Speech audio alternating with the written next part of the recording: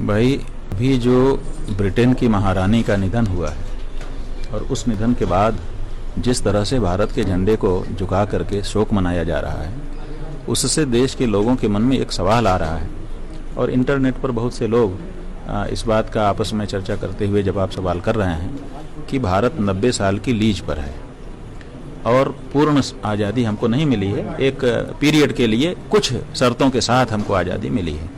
और असली हुक्मरान, असली शासक आज भी इंग्लैंड का वो ताज ही है, वही मुकुट है, वही सिंहासन है, जिसके कारण ये करना पड़ा। और इसका पहले भी हम लोगों ने देखा है कि जब भारत में ओलंपिक हुए थे, दिल्ली में एशियाड ओलंपिक खेल, तो उसमें प्रिंस चार्ल्स जब आए थे तो उनका नाम 1 नंबर पर छापा गया था और भारत के राष्ट्रपति का नाम आमंत्रण पत्र में 2 नंबर पर छापा गया था। वो कार्ड हमने स्वयं भी देखा था।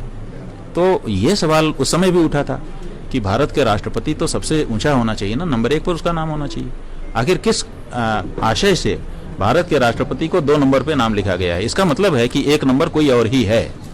तो जब 1 नंबर कोई दूसरा है और वो विदेशी है, तो फिर देश में आज़ादी कहाँ की आई? तो स्पष्टता तो चाहिए ना। तो हम चाहते हैं कि भारत के जो जिम्मेदार हैं, जैसे राष्ट्रपति जी हैं, जैसे प्रधानमंत्री जी हैं, भारत के मुख्य न्यायाधीश हैं, लोकसभा के अध्यक्ष हैं, इनमें से कोई तो आगे आए और आगे आकर के देश की जनता को स्पष्ट करे इस बारे में। क्यों आखिर एलिजाबेथ के मरने पे हम शोक मना रहे हैं? क्यों हमारे राष्ट्रपति का नाम 2 नंबर पर हो जाता है? क्यों जब चार्ल्स से आता है या रानी आती है तो वो आगे चलती है, भारत का राष्ट्रपति उसके पीछे 1 कदम पीछे चलता है?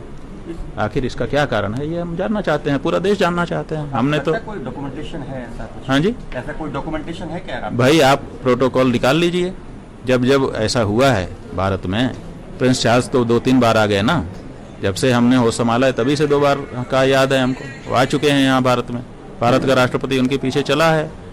कार्ड निकाल लीजिए आप, उस समय का जो मिनिस्ट्री में होगा, रिकॉर्ड पर होगा, आप निकाल लीजिए।